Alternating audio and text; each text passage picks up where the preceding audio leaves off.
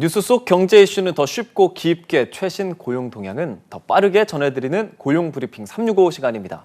오늘도 김지수 기자와 함께합니다. 안녕하세요. 네, 안녕하세요. 예, 오늘 어떤 내용 가지고 오셨나요? 뭐 뉴스를 볼 때 좀 자주 듣게 되는 단어 중에 이제 중산층이라는 말이 있죠. 예. 그 남을 뭐 돕고 살 수 있으면 중산층이다. 뭐 이런 해석도 있기는 한데요. 예. 꼭 틀린 말은 아니지만 사실 중산층에 대한 아주 엄밀한 정의, 그러니까 뭐 법적 정의는 사실은 이제 없다고도 합니다. 그런데 이제 소득을 기준으로 이제 분류하는 방식이 이제 그나마 많이 활용이 되고 있는데요. 예. 여러분이 생각하는 중산층의 가장 이상적인 모습, 소득 기준은 어떻게 될까요? 우리나라 중산층의 현 주소를 이슈픽에서 한번 짚어보겠습니다. 남을 돕고 살 수 있으면 중산층이다. 저는 약간 간당간당한 것 같거든요. 네, 저도 뭐 쉽진 않은 것 같은데. 막연히 소득으로만 저는 나뉜다고만 생각했지 말씀하신 것처럼 진짜 구체적인 기준에 대해서는 생각을 안 해본 것 같아요. 네, 보통 그렇죠. 그래서 아마 대부분 비슷할 것 같습니다. 그런데 이제 통계청에서 주로 활용하는 중산층의 개념은 중위소득 50%에서 150% 사이에 해당하는 가구 또는 이제 개인을 말하고 있습니다. OECD가 내놓는 기준도 이제 마찬가지인데요. 우리나라 사람들이 이제 소득 순으로 한 줄로 이제 쭉 줄을 세웠을 때 정중앙에 있는 사람의 소득이 바로 이 기준 소득 중위소득이 되는 겁니다. 딱 정중앙에 있는 경우는 이제 중위소득 100%다 이렇게 볼 수 있고 거기서 이제 50%와 150% 사이를 중산층으로 나누어 놓은 거죠. 50%에서 50, 50이면 꽤나 클 것 같거든요. 이 기준이. 이걸 금액으로 보면 어느 정도 됩니까? 네, 그래서 뭐 실제로 이제 한국에서 중산층이 되려면 이제 얼마를 벌어야 될까 이제 살펴보면 우선 개인으로 보면은 이제 월 소득이 125만 원에서 375만 원 사이면은 이 대상에 포함이 되는 겁니다. 그 4인 가족 기준으로는 가족의 월 소득을 모두 합쳐서 250만 원에서 750만 원 사이면 중산층에 속한다고 이제 보고 있는 거죠. 여기서 이제 중요한 게 이게 이제 세전 소득이 아니라는 건데요. 이제 세금을 떼고 실제로 이제 수중에 들어오는 돈이 이 기준이 되는 겁니다. 이제 이자 소득이나 월세 받는 것은 이제 포함이 되고요. 기초연금 같은 것도 이제 포함은 됩니다. 세후 내용이라는 건데 250만 원에서 750만 원까지면 기준이 엄청 넓은 것 같거든요. 그리고 네. 그들이 다 본인이 중산층이다라고 똑같이 생각할지도 모르겠는데 이런 기준으로 보면 우리나라 중산층 비율이 좀 많을 것 같은데요. 뭐 실제로 그럴 수 있습니다. 그래서 이제 국책 연구 기관인 KDI가 이제 조사한 결과를 보면 10년 동안 이 중산층 비중이 이제 늘고 있다. 이제 이렇게 봤어요. 그 전체 인구의 한 61.1%가 되는데요. 10년 전보다 이제 무려 6% 포인트 넘게 중산층이 좀 두터워진 걸로 이제 분석이 됩니다. 그 OECD 평균인데 중산층의 상대적인 경제력도 뭐 꾸준히 좋아져 왔다고 하고요. 다만 이제 중위소득이 50% 아래인 빈곤층은 15.1%로 OECD 평균 11.4%보다 높은 상황입니다. 보고서에서는 이제 노인 빈곤 문제가 반영된 결과다. 이제 이런 분석을 내놓고 있습니다. 60% 넘게 중산층이다라는 것. 근데 아까도 말했지만 본인이 중산층이라고 생각하는지에 대한 개념은 다를 것 같은데 관련된 조사 내용이 있습니까? 네, 이제 그 말씀드린 KDI의 그 중산층 이제 보고서를 보면은 분석 보고서를 보면 이제 통계청이 2년마다 조사하는 사회 조사 자료를 이제 활용을 한 건데요. 소득, 직업, 교육, 재산 등을 고려한 사회 경제적 지위가 상, 중, 하 중 어디에 속하냐 이제 이렇게 질문을 해봤는데 이때 중간을 택한 경우를 중산층으로 이제 분류를 한 거죠. 이제 그 결과 중산층으로 이제 스스로 인식을 하는 사람의 비중이 증가하고 있다고도 합니다. 과거에는 자신을 중산층이라고 생각하는 경우가 잘 없었던 것 같은데 이런 것도 좀 많이 바뀌고 있는 것 같습니다. 네, 뭐 어디까지나 이제 주관적인 그 인식을 이제 물어본 결과이기는 한데요. 2013년 등의 이제 수치를 보면은 상대적으로 좀 낮았습니다.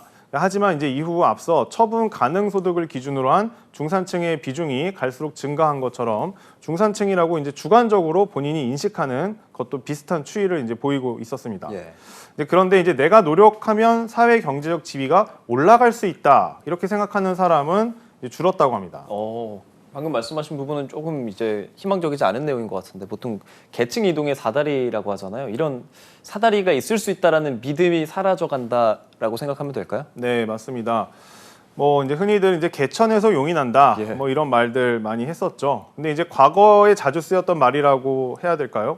개인의 노력으로 더 높은 계층으로 올라갈 수 있다는 기대감이 이제 그 당시에는 좀 높았던 거죠. 하지만 이제는 좀 불가능하다라고 말할 수 있는 데이터들이 곳곳에서 좀 포착이 되고 있습니다.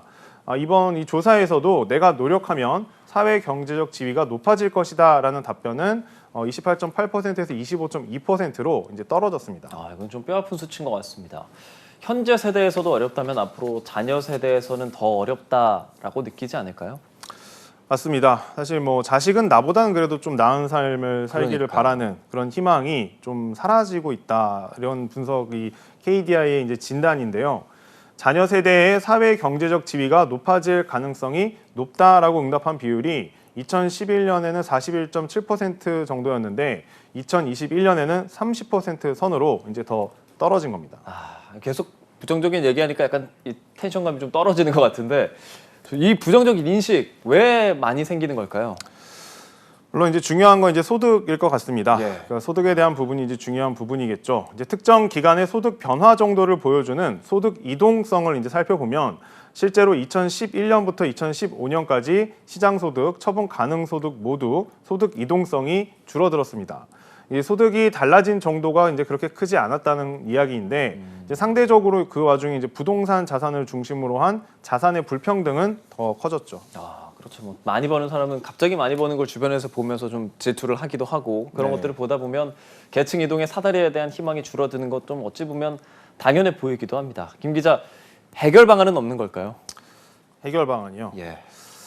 결국에는 이제 많은 사람이 예. 그 꾸준하게 돈을 벌 수 있어야 이제 희망도 생긴다. 뭐 이런 이야기를 이제 보고서가 이제 하고는 있습니다. 예. 뭐 KDI는 양질의 일자리 창출이 기본 토대가 되어야 한다. 뭐 이런 이야기를 했고요. 이제 무엇보다도 이제 은퇴한 중고령층의 고용 기간 연장 유도, 여성 배우자의 어떤 취업 장애 요인 해소 등 어떤 좀 현실적인 대책을 마련을 해야 장기적인 효과도 볼 수 있다는 점을 강조했습니다. 예. 개인도 많이 노력을 해야겠지만 정부나 어떤 정책적 노력이 좀 뒷받침돼야 한다는 거겠군요. 네, 맞습니다. 뭐 물론 이제 정부에서도 기존에도 기초연금이나 영아수당 또는 청년 내일 채움 공제처럼 이제 현금성 지원 비중을 늘려오기도 했습니다. 그러나 이제 장기적으로는 결국 이제 가정 내에서 이제 실직이 안 생기고 또 맞벌이를 하고 있다면 그걸 유지할 수 있는 그런 집들이 이제 실제로 중산층을 더 두텁게 하는 거죠. 예. 정부의 이제 구조적인 개선과 함께 일자리 창출의 가장 큰 주체인 기업의 호응도 필요해 보입니다. 예, 알겠습니다. 김 기자, 오늘 한 컷 이슈 어떤 소식 준비하셨나요? 네, 공시생들의 부담을 좀 덜어줄 수 있을 만한 소식을 가지고 왔습니다. 예. 그 토익이나 토플 같은 공인 영어 시험을 보면 2년이 지나면 다시 또 응시를 했어야 했죠. 그렇죠. 네, 근데 앞으로는 공공기관의 채용의 경우에는 성적 인정 기간이 5년으로 확대된다고 합니다. 예. 채용 응시자가 인사혁신처 사이버 국가고시센터에 토익, 토플 등 영어 성적을 등록을 하면 시험일로부터 5년간 해당 성적이 인정이 되는 방식입니다. 김 기자, 사실 저도 2년마다 토익 보고 있거든요. 이거 5년으로 늘어난다 그러면은 당장 뭐 저뿐만 아니라 직접적으로 취업 준비하시는 취준생분들은 뭐 되게 많은 돈을 좀 줄일 수 있을 것 같거든요. 이거 성적 등록 올해부터 당장 가능한 겁니까? 네, 올해부터 가능합니다. 예. 근데 이제 중요한 거는 그 현 시점에서 유효한 영어 성적만 등록을 할 수 있다는 건데요. 그러니까 예를 들면은 예. 2020년에 응시한 시험의 경우는 이미 시험 주관기관에서 인정한 그 유효 기간이 지났기 때문에 인정은 되지 않습니다. 예. 그런데 만약에 그럼 2021년 4월에 시험을 봤다. 그러면 올해 4월까지 등록이 가능하고요. 이게 2026년 4월까지 인정을 받을 수 있는 거죠. 전 진심으로 다음 달부터 토익 학원 다녀야 된다 생각하고 있었거든요. 네. 김 기자 때문에 학원비 아낀 것 같습니다. 다행이네요. 네. 우리가 흙수저, 뭐 금수저 이렇게 태어난 수저의 색깔로 내 인생이 결정돼서는 안 되지 않을까라는 생각을 합니다. 계층 간 그 이동할 수 있는 사다리가 좀 튼튼할 수 있는 길을 우리 정부가 그리고 좀 정책적으로 진지하게 찾아 나가야 할 시점이 아닐까라는 생각이 듭니다. 오늘도 김지수 기자와 함께했습니다. 오늘 말씀 고맙습니다. 감사합니다.